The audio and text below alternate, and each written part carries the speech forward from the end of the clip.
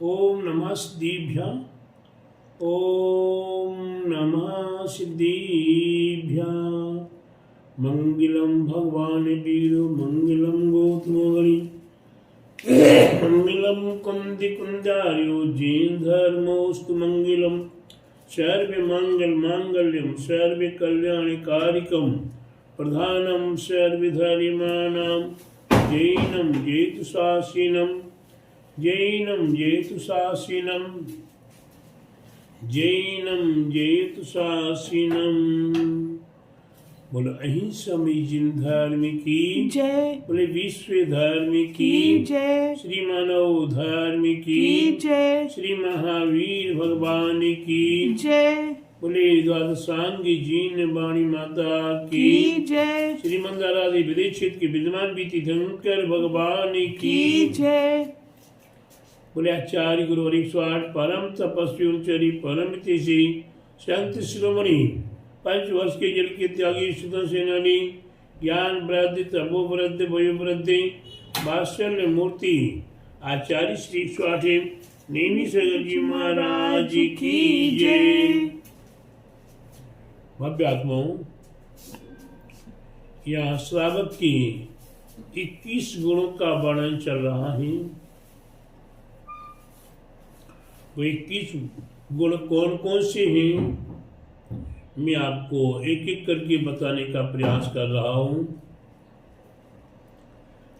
लज्जावंत, दयावंत, मध्य कसाई, श्रद्धावान, दूसरे के दोषों को ढकना, परोपकार, स्वयं दृष्टि, गुण ग्राहकता, शौर्य प्रीता, सत्य पक्ष, निष्ठवादी, अग्रसूची, विशेष ज्ञानी, शास्त्र की मर्मज्ञता, कृतज्ञता, तत्वज्ञानी, धर्मात्मा, मध्य व्यवहारी, स्वाभाविकता, विनयवान, गुरु भक्त।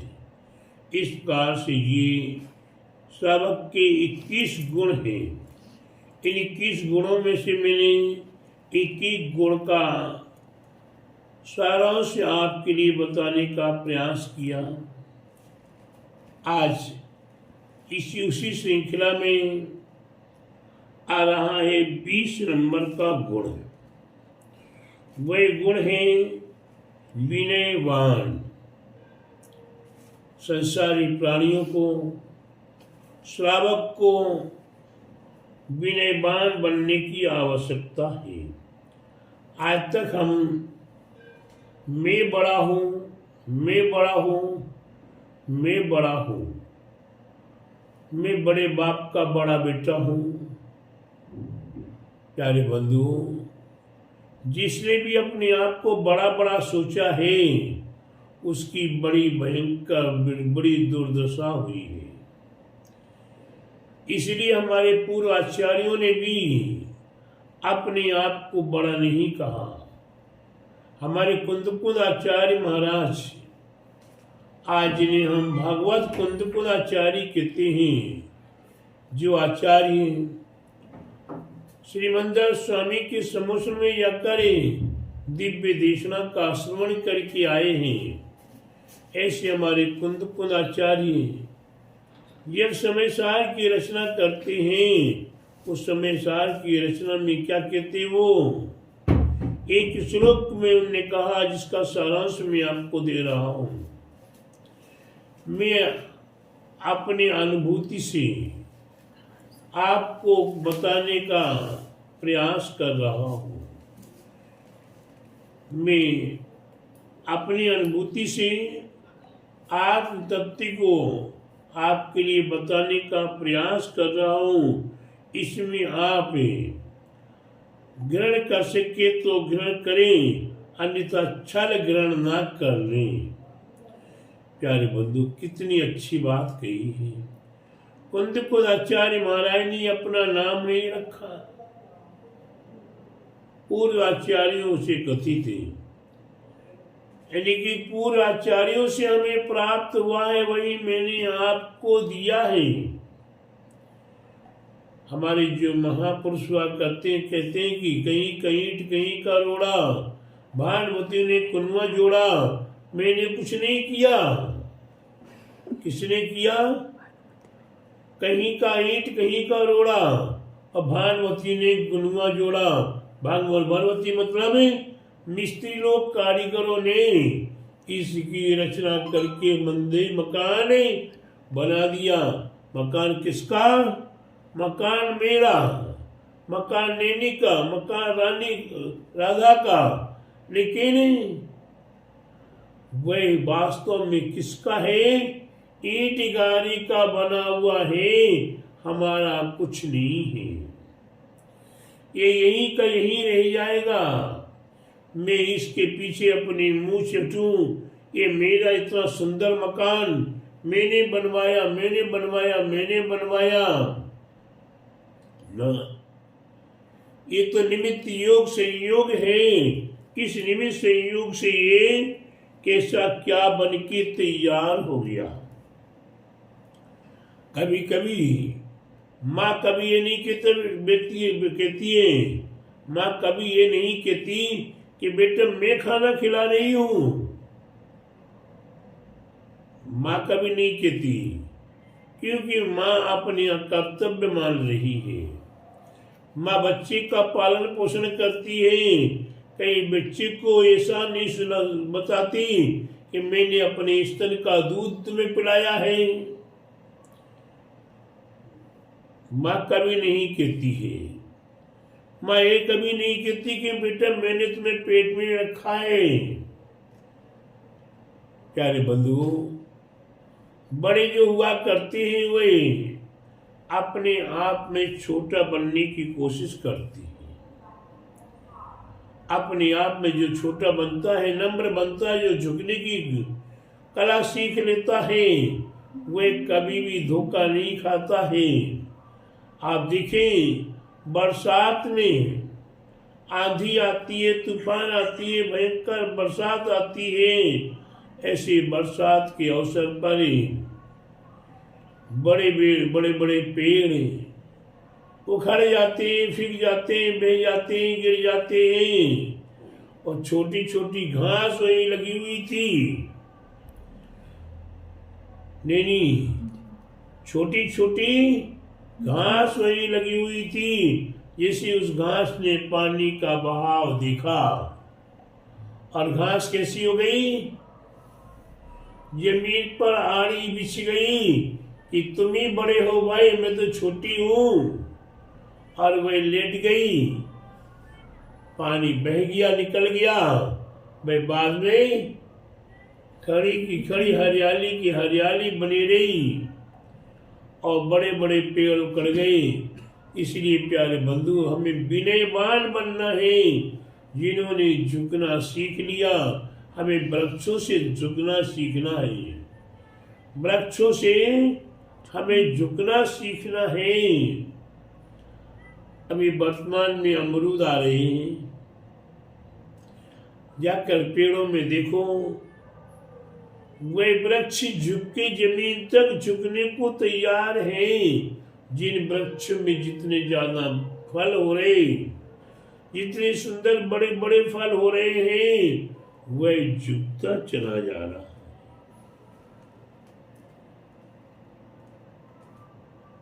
हमें विचार करना है। जिस प्रकार वृक्ष झुकता है,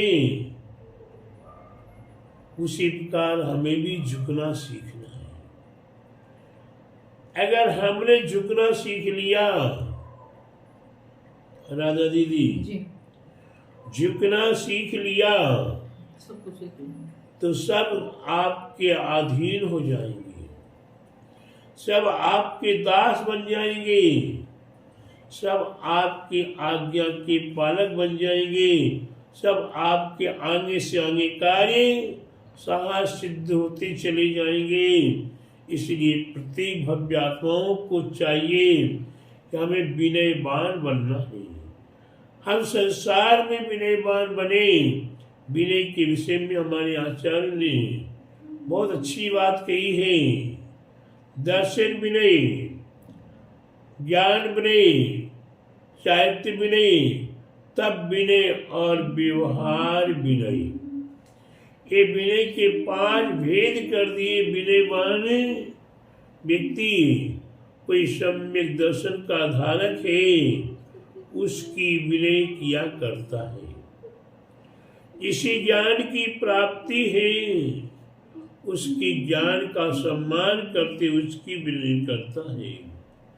चारित्रवान है, 5 महाव्रतों को, 5 अनुव्रतों को, 3 मुक्तियों को जो पालन कर रहे हैं, वे चारित्रवान, उनके चारित्र की विनय। ये तप करते, उपवास व्रत आदि करते हैं, वही तप कहलाता है। ऐसे तप के धारक है, उनकी विनय करना सम्यक दर्शन के धारक जीव है। देव गति से लेकर नरक गति तक है। त्रियंच और मनुष्य में भी सम्यक दर्शन के धारक हुआ करते हैं। हम सभी जीवों की विनय करें। कहीं कहीं कोई भक्तगण पद्मावती, क्षेत्रपाल या देवी देवताओं का विनय करते हैं। हम नहीं मानते, हम नहीं मानते, इसे अलग करो, अलग करो, अलग करो। लेकिन प्यारे बंधुओं, ये देव जो देवाय देव तीर्थंकर प्रभु के सम्मुखन में या तीर्थंकर प्रभु के 5 कल्याणकों में जिसे भागी बना करते हुए सभी देव सम्यक की धारक हुआ करते हैं। और शायद एक और आगम का उल्लेख है कि जितने भी देव हुआ करते हैं, उनके प्रत्येक के विमानों में जिन चैत्यालय हुआ करते हैं, तो जिन चैत्यालय जिनके यहाँ है, उनकी हमें विनय करनी है। सम्यक दर्शन के धारक जो है, उनकी हमें विनय करनी है।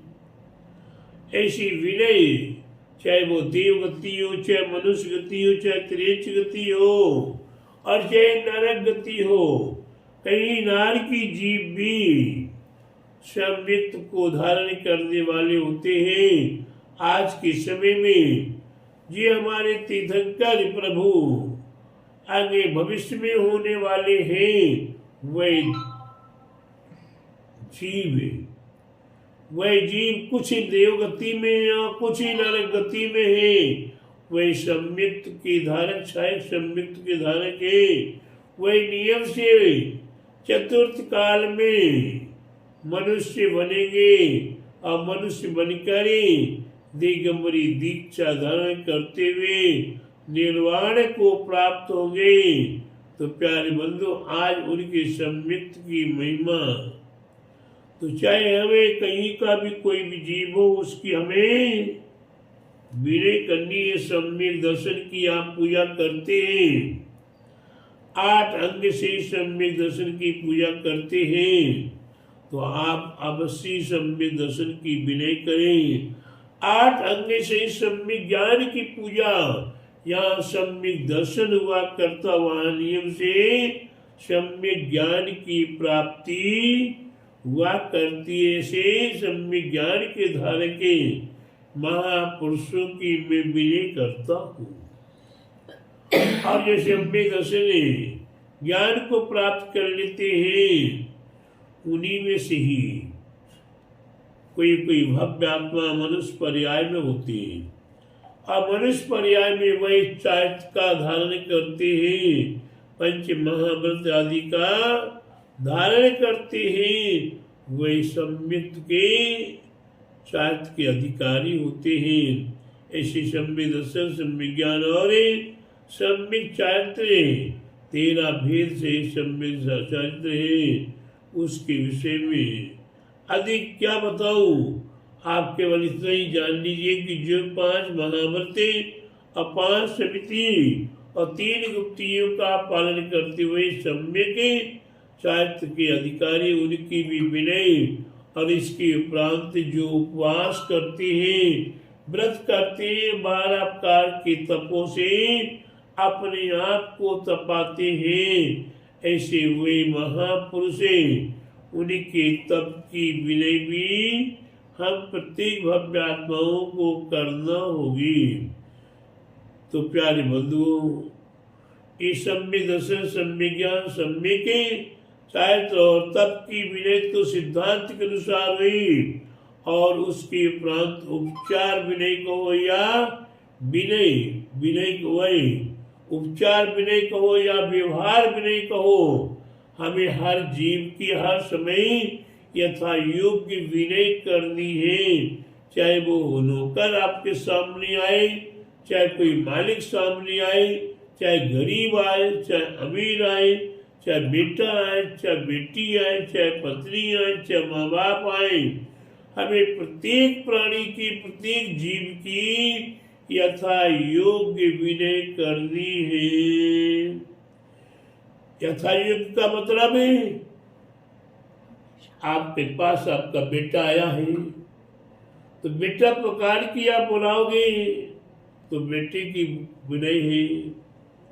आपके पास आपके चाचा ताऊ आए हैं, उन्हें चाचा ताऊ बोलकर चरण छूते हुए उनके साथ व्यवहार करेंगे, वही यथायोग्य उनकी विनय है। आपकी पत्नी आती है, माँ आती है, बहन आती है, दोस्त आते हैं, उनमें आप उनके जैसे व्यवहार करें। कोई व्यापारी आता है, कोई पैसा देने आ रहा, कोई लेने आ रहा है, उसकी भी यथा योग्य विनय करेंगे तो वह भी उपचार विनय है।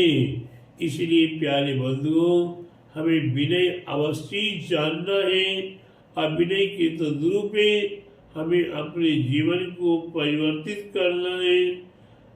जब तक हमने ये पांचों प्रकार की विनय का स्वरूप नहीं जाना, तो हम अपने आप में विनय रहित हुए, और जो विनय रहित होता वह इस पृथ्वी पर पशु तुल्य माना जाता है। इस पृथ्वी पर वह बोझ के समान है।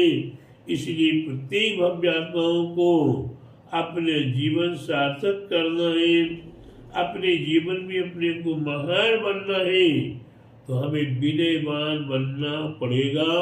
और जो विनयवान बने हैं वही सिद्ध अवस्था तक को प्राप्ति कर सके हैं। इसलिए प्यारे बंधु, अगर आपको भी कुछ बनना है, सिद्ध बनना है, अरहत सिद्ध आदि बनना है, तो आप यथा योग्य विनय करना शुरू कीजिए, तभी आपका जीवन मंगलमय होगा। मेरा आप सभी भव्य आत्माओं के लिए मंगल आशीर्वाद। साथ ही साथ राधा दीदी एक भजन प्रस्तुत कर रही है। दे दे थोड़ा ज्ञान बाबा, तेरा क्या घट जाएगा। दे दे आशीर्वाद, दे दे आशीर्वाद गुरुवर, तेरा क्या घट जाएगा। ये बालक भीतर जाएगा, दे दे आशीर्वाद। कश्ती हमारी आज तेरे हवाले है, इसे तुम पार करो। घर दे दिया तुमने हमको सहाराना, तो ये विश्वास करो। दे दिया सहारा तो ये बालक भीतर जाएगा, दे दे आशीर्वाद। दे दो आशीर्वाद गुरुवर, तेरा क्या घट जाएगा। ये बालक भीतर जाएंगे, दे दो आशीर्वाद।